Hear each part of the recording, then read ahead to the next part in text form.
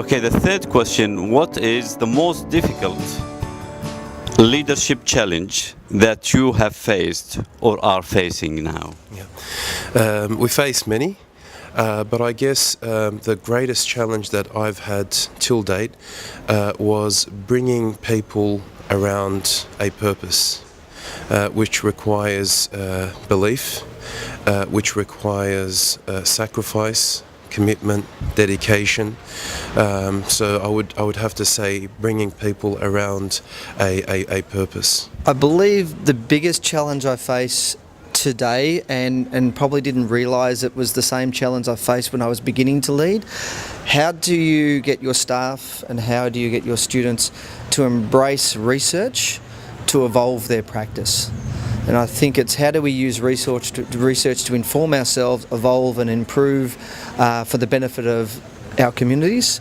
Because often I think it's using research, action research and the latest research to inform our current and future practices is a gap that I still struggle with. It's still a challenge. I think the biggest challenge that we face as leaders in a school is very much related to culture change. So if there is a prevalent culture in a given institution, and not to suggest that a given culture is right or wrong, but it's always about reform, it's always about enhancement, it's always about improvement. So trying to advocate that improvement and trying to introduce something that will better improve student results, student well-being, student outcomes and the like, changing that culture takes a lot of effort. As we know, cultural change is something that is not achieved overnight, it's not achieved within a year or so.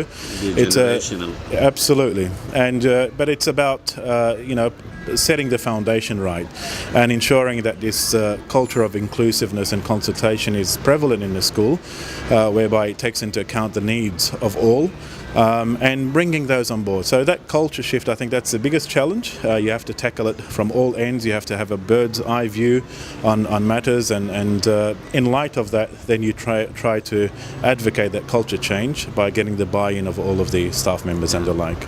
The most difficult leadership challenge is getting everyone on the same page.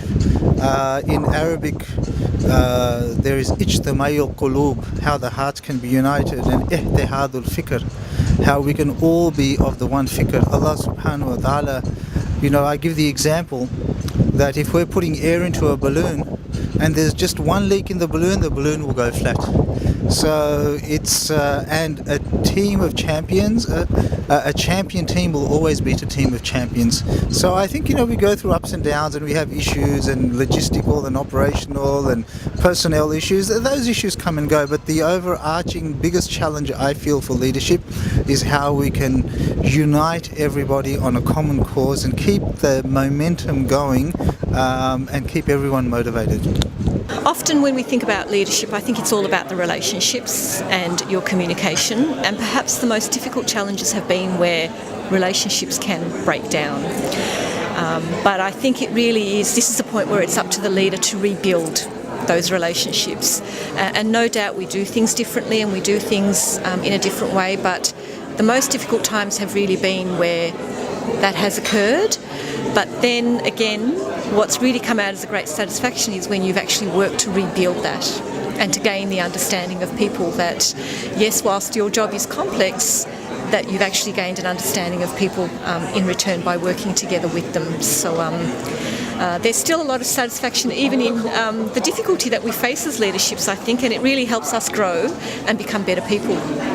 Can you think of a specific incident where you felt that it is a tremendous challenge? There was a time in which we actually, I'll go back a little, where it was the first time that we actually offered a new framework for appraisal for our teachers.